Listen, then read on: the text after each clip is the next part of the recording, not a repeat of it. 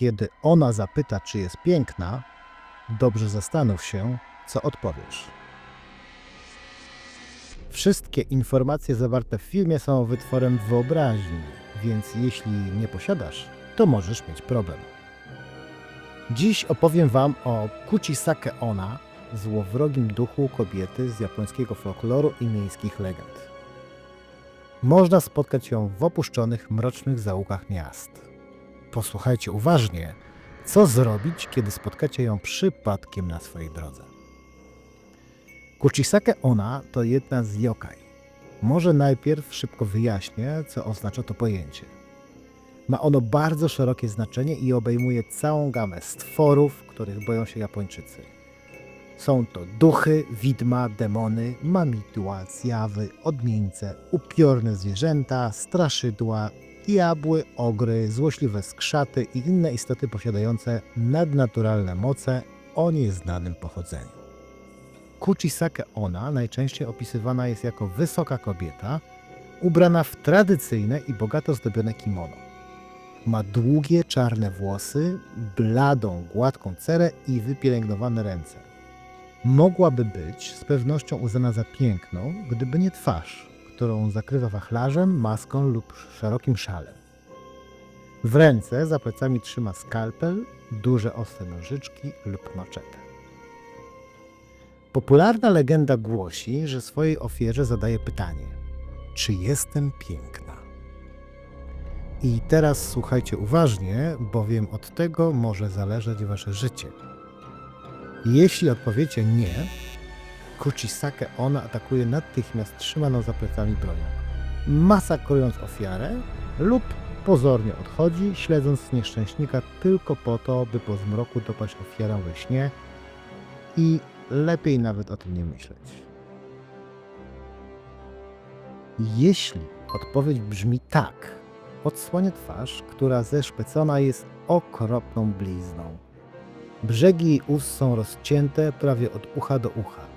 Zaskoczonego i zszokowanego rozmówcę pyta raz jeszcze: a teraz?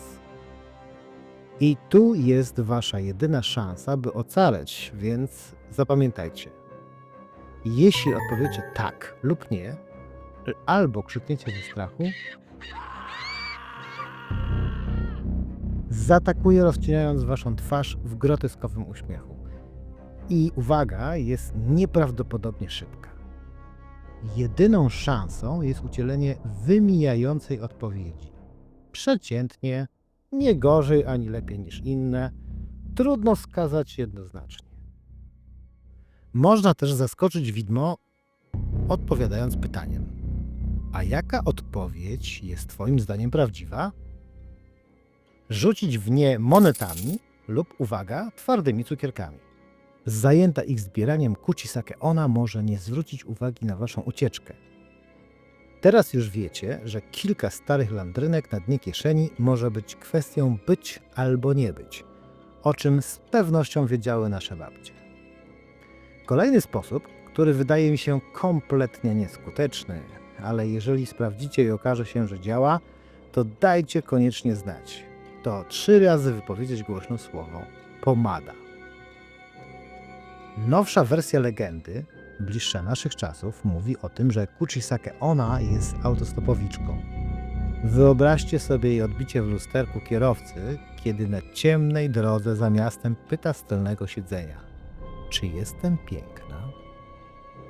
We współczesnych miastach Kuchisake Onna nie chodzi w kimonie, ale w płaszczu i zasłania twarz maseczką chirurgiczną, jakby chroniła się przed grypą. Być może to tylko legenda, ale pamiętaj, co i jak masz mówić, kiedy zada pierwsze pytanie. Kuchisake Onna uważana była za ducha kobiety, która doświadczyła przemocy domowej i wróciła na ten świat, by zemścić się za doznane krzywdy. W innej wersji była niewierną żoną znanego samuraja, który po odkryciu prawdy wpadł w szał i oszpecił ją w okrutny sposób.